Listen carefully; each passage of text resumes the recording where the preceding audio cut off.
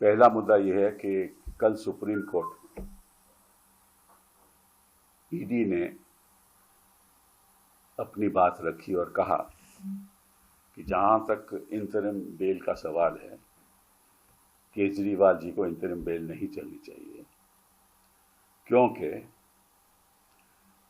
Bell इसलिए नहीं दी जानी चाहिए कि जो प्रचार करने का हक है वो एक कानूनी हक है,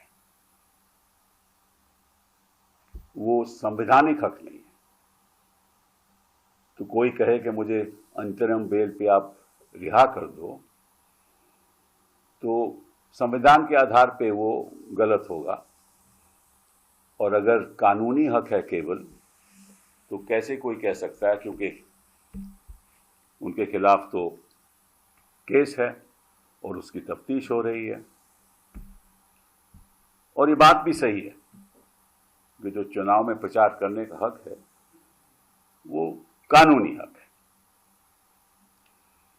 लेकिन ये भी प्रावधान है कानून में कि अगर किसी को सजा हो जाए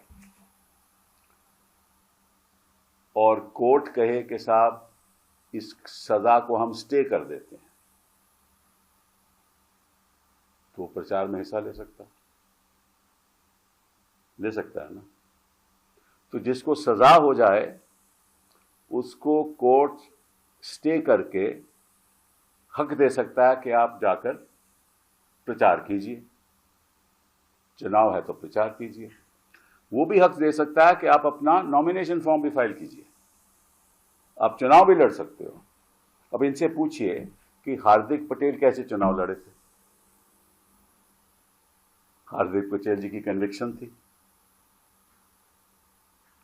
हाई कोर्ट ने स्टे नहीं दिया, हार्दिक जी सुप्रीम कोर्ट आए, सुप्रीम कोर्ट ने स्टे दे दिया, हार्दिक जी चुनाव लड़े, हार्दिक जी बीजेपी में शामिल हो गए।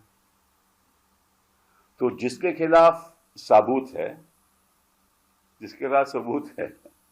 जिसके खिलाफ सजा है, उसको तो हक है अगर कोर्ट स्टे दे दे, और जिसके खिलाफ केवल आरोप है उसको स्टे नहीं मिल सकती, क्योंकि चुनाव में हिस्सा लेना एक कानूनी हक है, संवैधानिक हक नहीं।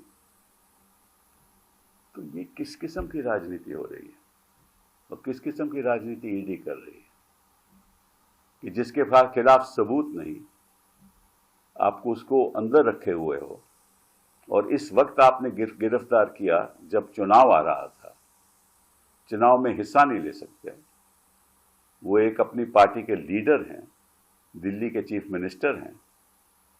तो ये छोड़िए, सब इन पदों को छोड़िए, लीडरशिप को छोड़िए, चीफ मिनिस्टर हैं वो भी छोड़िए, इस देश के नागरिक तो हैं ना।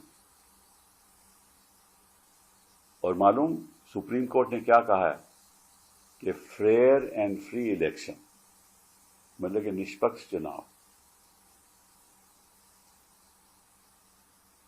Basic structure of the constitution, मतलब कि संविधान का बेसिक स्ट्रक्चर।